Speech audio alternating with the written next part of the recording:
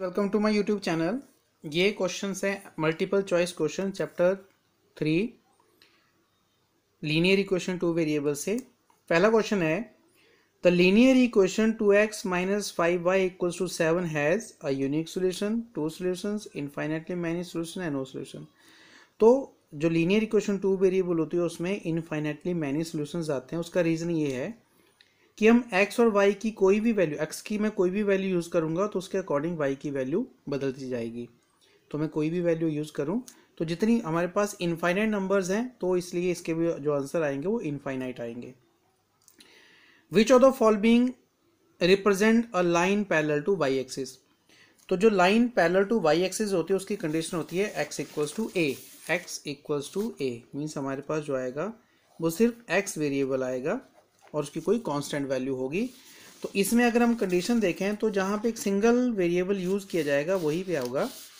तो हम पहली ऑप्शन है एक्स प्लस वाई, नहीं हो सकता। 3x माइनस वाई, ये भी नहीं हो सकता। 4x minus 3 equals to x plus 1 और x plus 2 equals to y. तो a, b और d में दो वेरिएबल यूज़ किए गए हैं, वो पैरेलल जो लाइन है वो y के पैरेलल हो ही नहीं सकती। तो उसमें c ऑप्शन आएगी। उसकी हम कैलकुलेशन देख लेते हैं यहाँ पे कि हमारे पास है 4x minus 3 equals to x plus 1। X को ले जाएं उस तरफ तो जाएगा 4x minus x equals to 1 plus 3। तो 3x इक्वल्स टू 4 हो गया तो x इक्वल्स टू 4/3। तो क्योंकि हमारे पास जो कंडीशन होती है x इक्वल्स टू a, तो इसमें जो ऑप्शन आएगी हमारे पास वो c आएगी कि यह इक्वेशन है which is parallel to y axis. Third question है if 2, 0 is the solution of the linear equation 2x plus 3y equals to k, तो k की वैल्यू क्या होगी। तो यहाँ पे हम क्या करेंगे कि क्योंकि ये सोल्यूशन है 2 और 0 सोल्यूशन है तो x की जगह हम 2 सब्स्टिट्यूट करेंगे और y की जगह 0।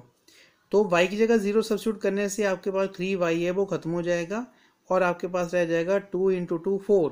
तो k की वैल्यू 4 आएगी। तो ऑप्शन इसमें आएगी a। अगला क्वेश्चन है any solution of the linear equation 2x plus 0y plus 9 equal to 0 in two variable is of the form। तो यहाँ पे अगर आप देखें तो y की वैल्यू 0 है, y का जो कॉफिशेंट है वो 0 है। तो यहाँ पे हमारे पास जो वैल्यू आएगी वो सिर्फ x की आएगी। तो x को अगर आप सॉल्व करें यहाँ पे तो आपको x की वैल्यू इस तरह से आएगी कि 2x प्लस 9 इक्वल टू 0 है तो x आपके पास हो गया -9/2। तो ये x की वैल्यू है। और y की वैल्यू, क्योंकि यहाँ पे y का कोएफिशिएंट 0 लिखा है ना, तो y की कोई भी वैल्यू पुट करोगे तो 0 आएगा। तो उसमें हम कोई भी इंटीजर यहाँ रख सकते हैं जो इन्होंने m यूज़ किया है। तो इसमें जो ऑप्शन हमारे पास आएगी -9/2, क्योंकि बाकी जो है वो x की जगह आएगा तो इसमें a ऑप्शन है।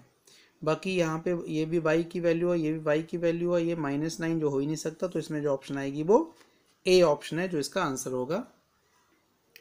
नेक्स्ट क्वेश्चन है if t s c equals to s minus 3t, ये कंडीशन हमें गिवन है, then the value of t when c 3/5 हो और एस 1/10 हो। तो हम c की वैल्यू 3/5 यहाँ सब्स्टिट्यूट करेंगे और s की वैल्यू 1/10 सब्स्टिट्यूट करेंगे और t की वैल्यू फाइंड करेंगे। तो ये मैंने कैलकुलेशन कर लिया आप लोगों के लिए। जब हम c और s की वैल्यू पुट करेंगे, जो 1/10 है उसको हम दूसरी साइड लेके जाएंगे, एलसीएम लेंगे और एलसीएम लेने के बाद हमारे पास जो टी की वैल्यू आएगी वो 1/6 आएगी। आप कैलकुलेशन देख सकते हैं, सिंपल कैलकुलेशन है। तो टी हमारे पास 1/6 आएगा यहाँ से। तो इसकी जो ऑप्शन है वो है B 1/6। The graph of the linear equation 2x plus 3y equal to 0 cut y axis at a point. तो y एक्सिस पे x कोऑर्डिनेट 0 होगा। अगर हमें y एक्सिस पे पॉइंट निकालना है तो उस केस में जो x कोऑर्डिनेट है वो 0 होगा। तो हम अगर यहाँ पे x की जगह 0 सब्स्टिट्यूट कर देते हैं, तो अगर हम x की जगह 0 सब्स्टिट्यूट करें तो ये हो जाएगा 0 प्लस 3y इक्वल 6। तो y हमारे पास आ गया 2, जो कोऑर्डिनेट 2, तो कोऑर्डिनेट वाला इसमें 0,2 d है। तो आंसर इसका d आएगा।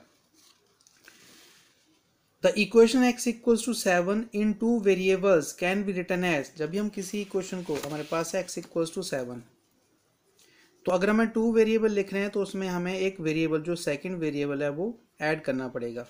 ये 2 वेरिएबल में लिखा है, जैसे यहाँ पे 2x plus 3y equal to 6 ऐसे आएगा। x इक्वल्स टू 7 है तो x प्लस, या जो हमने ऐड किया है, क्योंकि हमें y है नहीं उसको ऐड किया है, तो उसके साथ हम 0 मल्टीप्लाई कर देंगे। 0 मल्टीप्लाई करने से क्या होगा, ये आपको दिख भी रहा है लेकिन इसकी एग्जिस्टेंस नहीं है क्योंकि 0 से मल्टीप्लाई हो रहा है, और इसके साथ हम 1 लिख देंगे। तो हमारे पास जो इक्वेशन बनेगी 1 into x plus 0 into y equal to 7। तो 1 into x plus 0 y equal to 7, और किसी में तो नहीं है 0 1, ये है। तो बी ऑप्शन इसका राइट आंसर है।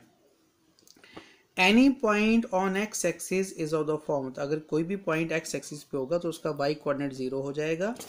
तो इसका जो हमारे पास आंसर आएगा वो आएगा x, 0, क्योंकि वाई कोऑर्डिनेट 0 है। तो वाई कोऑर्डिनेट से भी इस कंडीशन में, इसी कंडीशन में 0, तो x, 0 ये पॉइंट है on x axis. Then question number 9 है, any point on the line x y equals to x is of the form. तो यहाँ जो हमारे पास आएगा y equal to x, means दोनों की वैल्यू सेम है। इसमें x और y दोनों कोऑर्डिनेट्स इक्वल होंगे। तो y इक्वल टू एक्स के लिए कंडीशन आएगी कि अगर हम कोई भी वैल्यू रखें x की तो y की उतनी वैल्यू होगी। तो यहाँ पे हमारे पास ऑप्शन दी गई हैं a, 0, a, 0, a and minus a। तो देखिए दोनों वैल्यू सेम होनी चाहिए, तो एक ही कंडीशन आ रही है आपके पास, फर्स्ट कंडीशन है जिसमें दोनों वैल्यू सेम है, तो a इसका आंसर है। Equation of x axis is of the form, जो हमारे पास एक्स एक्सिस की इक्वेशन होती है वो होती है y इक्वल टू 0। तो इसमें बी ऑप्शन डायरेक्ट आंसर है कि एक्स एक्सिस की जो इक्वेशन है y इक्वल टू 0 है। देन नेक्स्ट क्वेश्चन है 11, the point of the form a,a/2 always lie on the line. अब ये किस लाइन के ऊपर हम चेक कर लेते हैं इसमें से कि a जो है और a/2, जो b है वो a का हाफ होगा, मीन्स जो y है वो a का हाफ होगा, मीन्स a जो है वो y का डबल हो जाएगा। तो यहाँ पे अगर हम कंडीशन देखें, हम इसको हिट एंड ट्रायल्स या वैल्यू सब्स्टिट्यूट करके चेक भी कर सकते हैं कि हमारे पास आ रहा है कि नहीं आ रहा है। तो पहले में देखें 2x इक्वल्स टू वाई, तो हम वैल्यू सब्स्टिट्यूट करेंगे, दोनों साइड इक्वल आनी चाहिए। तो अगर हम यहाँ पे कर देते हैं a, इसकी जगह हम a और इसकी जगह a/2, तो हो जाएगा 2a equals to a/2। Condition नहीं फुलफिल हो रही है। दूसरी कंडीशन में आ जाते हैं x इक्वल्स टू 2y। तो अगर हम x a रखते हैं और 2 इंटू दूसरा हो गया a/2, तो a इक्वल्स टू, ये हमारे पास कंडीशन फुलफिल हो गई। तो सेकंड आंसर हमारे पास आ रहा। हम और भी चेक कर सकते हैं, इस तरह यहाँ चेक करेंगे, यहाँ तो होगा नहीं क्योंकि +2 हो ही नहीं पाएगा, इसमें भी +2 अब हो नहीं हो पाएगा। तो इसका जो आंसर है वो है बी ऑप्शन। इसके बाद हम आगे आते हैं क्वेश्चन नंबर, ये हो गया 11 हो गया, 12 के ऊपर। x इक्वल्स टू 5 है, y इक्वल्स टू 2 है, इज द सोल्यूशन। तो किस इक्वेशन का सोल्यूशन होगा, तो हम चेक करते हैं। यहाँ पे हमें कंडीशन गिवन है कि सबकी इक्वल में 7 7 दिया है। तो हम x और y की वैल्यू सब्स्टिट्यूट करेंगे यहाँ पे, अगर वो 7 आ गया तो हमारा आंसर आ जाएगा। तो इसमें अगर देखें कि दोनों का सम x 5 है और y 2 है, दोनों का सम 7 आना चाहिए। तो ऐसे कौन सी कंडीशन जहाँ पे सिर्फ दोनों को ऐड किया गया है, तो इसमें x plus 2y, 5x plus 2y, x plus y, और ये यहाँ पे दोनों को ऐड किया गया x plus y equal to 7। तो यहाँ पे हम सिंपल ऐड करेंगे तो 7 आ जाएगा, तो आंसर आएगा हमारा C। ये वैल्यू सब्स्टिट्यूट करके भी आप चेक कर सकते हो, या सिंपल भी अगर देखें तो सिंपल से भी हो जाएगा, या अगर आपको चेक करना है तो आप वैल्यू पुट करो x और y की, आंसर आ जाएगा। क्वेश्चन नंबर 13 है, if a linear equation has solutions, ये सॉल्यूशंस है लीनियर इक्वेशन के -2, 2, 0, 0 एंड 2 एंड -2। अगर बुक में जाओ NCERT, तो ये आप इस तरह के आपको ग्राफ दिए गए हैं, वहाँ पे 2 क्वेश्चन हैं और आपको चेक करना है कौन सा सोल्यूशन होगा। तो सेम टाइप ऑफ क्वेश्चन बनाया गया है यहाँ पे भी। Then it is of the form, तो आपने चेक करना है कि इसमें से कौन सा है ये। तो यहाँ पे अगर आप थोड़ा सा इन पॉइंट्स को, कोऑर्डिनेट्स को चेक करो, तो ये कोऑर्डिनेट्स एक दूसरे के अपोजिट हैं। ये -2 है, वो 2 है, मीन्स दोनों का सम 0 होगा। अगर आप देखें -2 + 2 0, 0 + 0 0, 2 एंड -2 दोनों का सम 0 होगा। तो ऐसे आपने चेक करना है इनमें से 4 ऑप्शन में से कौन सी ऐसी ऑप्शन है कि दोनों x और y का सम जो है वो 0 हो जाएगा। तो यहाँ पे अगर आप देखो तो हमारे पास जो ऑप्शन बन रही है 13 की, वो यहाँ बन रही है बी ऑप्शन की, x + y = 0। तो ये वाली ऑप्शन है, बी ऑप्शन इसका आंसर है। Question number 14, the positive values of the equation ax + by + c = 0 always lie in. अभी किस में होगा कि जो पॉजिटिव सोल्यूशन है, जो पॉजिटिव सोल्यूशन होंगे x इस इक्वेशन, कोई भी इक्वेशन हो सकती है, एक सिंपल एग्जांपल दिया गया है ये कि फर्स्ट क्वाड्रेंट में पॉजिटिव होंगे, सेकंड क्वाड्रेंट में पॉजिटिव होंगे, थर्ड में पॉजिटिव होंगे, या फोर्थ में। अगर आप देखें तो फर्स्ट क्वाड्रेंट में दोनों एक्स और वाई पॉजिटिव होते हैं, सेकंड क्वाड्रेंट में जो एक्स है वो नेगेटिव होता है, वाई पॉजिटिव होता है, थर्ड क्वाड्रेंट में दोनों नेगेटिव होते हैं और फोर्थ में एक्स पॉजिटिव होता है, वाई नेगेटिव। तो उसने बोला है दोनों पॉजिटिव, पॉजिटिव सॉल्यूशंस कब आएंगे? फर्स्ट क्वाड्रेंट में आएंगे सिर्फ। तो इसका जो आंसर है वो ए ऑप्शन है। उसके बाद हम आते हैं क्वेश्चन नंबर 15 पे।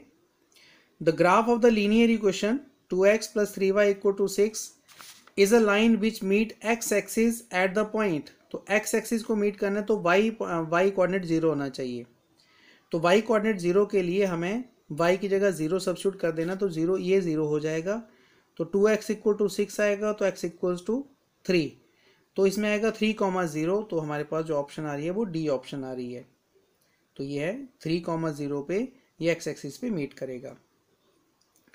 क्वेश्चन नंबर 16 है, इफ वी मल्टीप्लाई और divide both sides of the linear equation with a non zero number then the solution of the linear equation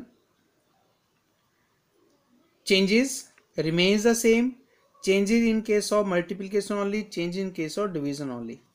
तो अगर मैं आपको एक सिंपल इसी इक्वेशन के एग्जांपल देता हूँ, 2x + 3y = 6। उसने कहा मल्टीप्लाई डिवाइड, अगर मैं इसको मल्टीप्लाई करूँ 2 के साथ मल्टीप्लाई कर दूँ दोनों तरफ, हमें एक नॉन ज़ीरो नंबर के साथ मल्टीप्लाई करना है और वो सेम होना चाहिए दोनों तरफ।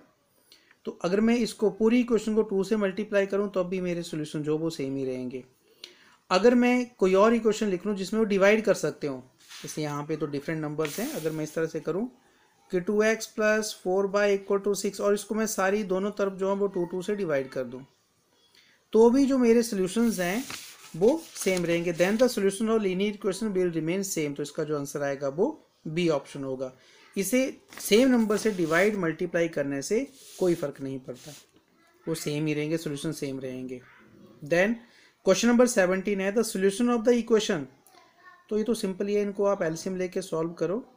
तो ये मेरे पास हो जाएगा, अगर मैं इसको सॉल्व करूँ यहाँ पे x/2 + x/3 = 5। एलसीएम अगर मैं देखूँ यहाँ पे तो एलसीएम आ गया हमारे पास 6।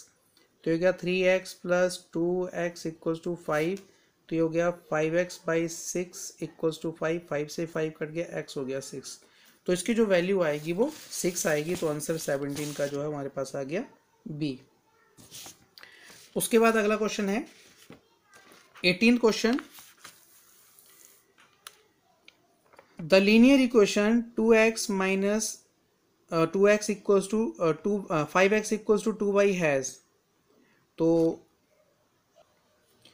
यहाँ पे ऑप्शंस हैं, a unique solution, no solution, 2 solutions है, इनफाइनेटली मैनी सॉल्यूशन। तो यहाँ पे जो इक्वेशन बनेगी तो ये भी लीनियर इक्वेशन 2 वेरिएबल है, तो इसके भी इनफाइनेटली मैनी सॉल्यूशंस होंगे। Any point on the y axis is of the form. तो वाई एक्सिस पे एक्स कोऑर्डिनेट 0 हो जाता है, तो उसमें जो वैल्यू आएगी वो आएगी वाई x 0, y। तो बी ऑप्शन इसका आंसर है। The equation 2x + y = 4 has a unique solution. अगर हम देखें तो हमें इक्वेशन दी है और इक्वेशन दी है 2 वेरिएबल में। तो वैसे 2 वेरिएबल में हमारे पास इनफाइनाइट सॉल्यूशंस होते हैं, लेकिन इसने पूछा है कि यूनिक सॉल्यूशन कब होगा, अगर इफ x और y किस तरह के हों, रैशनल नंबर हों, रियल नंबर हों, नेचुरल नंबर हों या पॉजिटिव रियल नंबर्स हों। तो इसमें अगर आप देखें कि अगर आप x और y की अगर यूनिक सॉल्यूशन चाहते हैं तो यूनिक सॉल्यूशन तभी हो पाएगा, देखें इक्वालिटी आएगी कि इन दोनों को वेरिएबल की ऐसी वैल्यू सब्स्टिट्यूट की जाए कि आंसर 4 आए। तो उस केस में हम सिर्फ नेचुरल नंबर ही यूज़ कर सकते हैं, बाकी कोई भी नंबर यूज़ नहीं कर सकते। तो नेचुरल नंबर यूज़ करने से, क्योंकि अगर हम x1 और y2 रखें तो ये 4 हो जाएगा। तो x1 और y2 वो x1 और 2 जो वो नेचुरल नंबर्स हैं, तो इसका जो आंसर आएगा वो नेचुरल नंबर आएगा। Thank you.